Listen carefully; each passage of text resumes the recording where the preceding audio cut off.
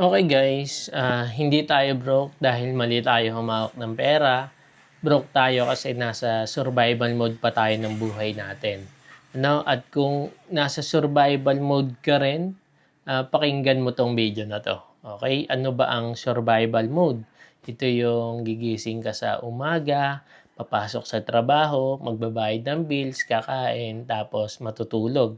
Paulit-ulit lang na gano'n yung nangyayari sa buhay natin. Kumbaga, hindi na tayo nakakapag-save, hindi na tayo nagkakaroon ng emergency fund, hindi na tayo nagkakaroon ng plano para sa future.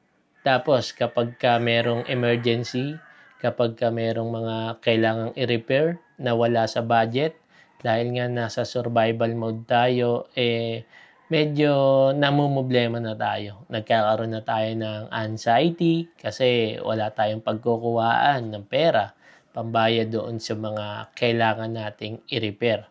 Okay? Pero ang good side naman yan is nakaka-survive tayo kahit nasa survival mode. So positive pa rin naman siya. Positive pa rin naman yung ibig sabihin ng pagiging kapag nasa survival mode tayo. Hindi ibig sabihin na nasa survival mode, hindi na tayo magaling humawak ng pera. Totoo niyan, magaling na tayo humawak ng pera kasi nakaka-survive tayo. Nagagawa natin yung best natin sa kung anong meron lang tayo. Pero syempre, hindi naman pwede na lagi tayong nasa survival mode lang. Kaya ito yung 5 steps kung paano tayo makakaalis sa survival mode. Una, uh, create a breathing room. Ayan, gumawa muna tayo ng mga kaunting kaluwagan sa buhay, lalo na pagdating sa pera. Uh, Magtipid ay yung pinaka point niya. Halimbawa, 2 times a week ka nagko-coffee sa labas. Worth of 150 pesos yung coffee na binibili mo. Okay, so every week nakakagastos ka ng 300 pesos. Ang pwede nating gawin ay bawasan muna natin, imbis na 2 times a week kang nagpupunta sa coffee shop, gawin mo na lang munang 1 time a week. So from 300 pesos na weekly gastos sa coffee, magiging 150 pesos na lang siya. Okay, so yung 150 pesos na yon, kapag kinupit mo siya for the month, magiging 600 pesos. Okay?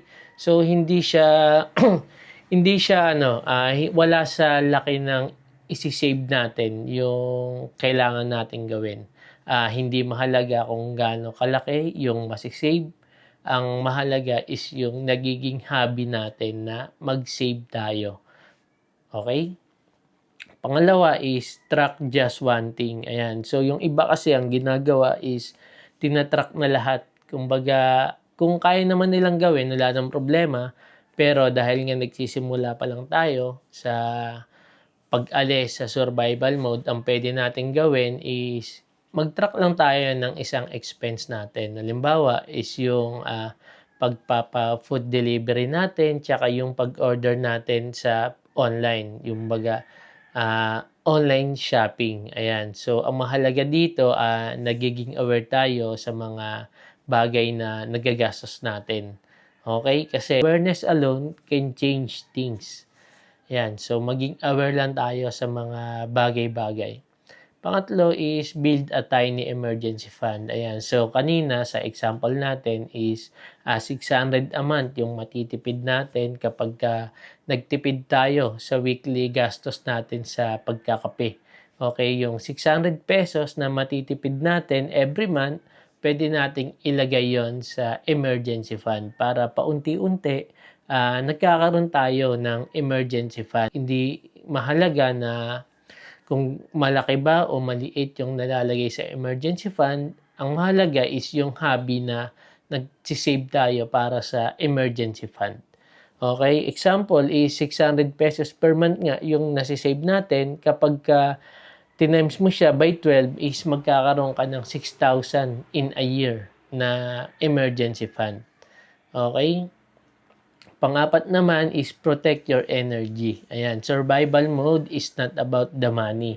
It's about the energy. Okay? Kaya dapat meron tayong sapat na pahinga, sapat na tulog. Ayan, kung kaya natin magpahinga, o di magpahinga tayo, 'di ba? Kasi we can make a better decision when we are not exhausted. Okay?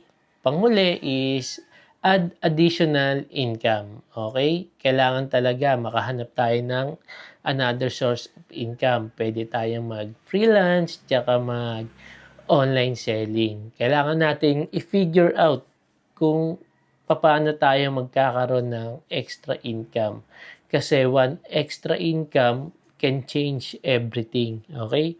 Halimbawa, may skills ka, marunong ka mag-program, mag-create ng website, marunong ka mag-online selling, ayan, mag-TikTok affiliate, Shopee affiliate, ayan. So, marami ng source of income na pwede nating gawin. Okay, thank you sa panonood dito sa video. Sana natandaan ninyo yung 5 step kung papaano tayo makakaalis sa survival mode.